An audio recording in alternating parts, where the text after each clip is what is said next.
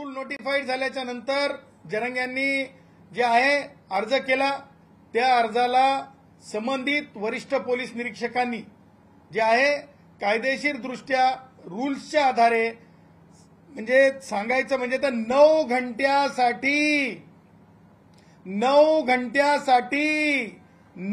घंट्यासाठी 1 घंटा 2 घंटा 3 घंटा 4 घंटा 5 घंटा 6 घंटा 7 घंटा 8 घंटा 9 घंट्यासाठी 9 वाजल्यापासून संध्याकाळी 6 वाजेपर्यंत जी आहे रितसर रूल प्रमाणे शर्ती आणि अटीच्या आधारे जे आहे ते आंदोलन करू शकतात अशी परवानगी दिलेली आहे। आता ते शर्ती आणि अटीमध्ये तिथं काय बसतान मांडून रात्रीची झोप काढता येत नाही, हा कायदा आहे। त्याच्यानंतर तिथं जे आहे तुम्हाला म्हणजे जेवणाची सामुग्री तिथं शिजवता येत नाही, हा कायदा आहे। त्याच्यानंतर तिथे तुम्हाला संख्या आहे 5000 3000 जे काही असेल ते, कारण तुम्हाला सांगतो तिथं अगोदरही दुसरे काही संघटनांचे लोक आंदोलन करत आहेत, जसं की पोलीस भरतीचे बेरोजगार मुलं आंदोलन करत आहेत। त्या मुलांनी सुद्धा मला फोन केला, ते म्हणे की सर आम्ही 20 लोक उपोषण करतोय, हे माणूस येऊन आमच्यावर आमच्या टेंटच्या बाबतीत काही त्रास होऊ नये म्हणून आम्ही पोलिसांना सांगितलं। सांगायचं तात्पर्य स्पष्टपणे शर्ती अटींचं उल्लंघन का करता येणार नाही जरंग्याला, का करता येणार नाही त्याचं कारण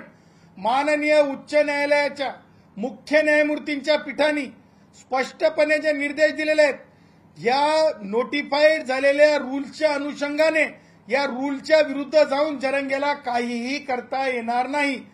आणि मी तुम्हाला सांगतो ह्याच कारणानं जरंग्या वारंवार जो आता व्यक्त होत आहे की नाही आम्हाला एका दिवसाचा नाही, आम्हाला म्हणजे दिवस म्हणत आहे, दिवस नाही दिलेले जरंगे, एक दिवस सुद्धा पूर्ण नाही आहे कायद्यामध्ये, फक्त 9 वाजल्यापासून 6 वाजेपर्यंत संध्याकाळी आहे, सकाळी 9 ते संध्याकाळी 6 पूर्ण दिवस होत नाही। दिवस किती वाजता पहाट होते आणि संध्याकाळ किती वाजता होते, दिवस म्हणजे 24 घंट्याचा असतो। आणि सांगायचं तात्पर्य एका दिवसाला आपण 24 तास मोजतो, त्यापैकी 9 घंटे फक्त जरंग्याला आंदोलनाचे दिलेले आहेत। आणि म्हणून जरंग्यांनी कोणत्याही परिस्थितीत कायद्याचा भंग होऊ नये आणि भंग करण्याची भाषा जरंगे करत आहे, म्हणून मी आझाद मैदानातील वरिष्ठ पोलीस निरीक्षकांना आपल्या माध्यमांमध्ये आलेल्या वृत्ताच्या आधारे माध्यमांमध्ये आलेल्या व्हिडिओच्या आधारे मी विनंती करत आहे की तो परत तीच भाषा बोलत आहे की आम्ही आझाद मैदानात गेल्याच्या नंतर मी आमरण उपोषण करणार,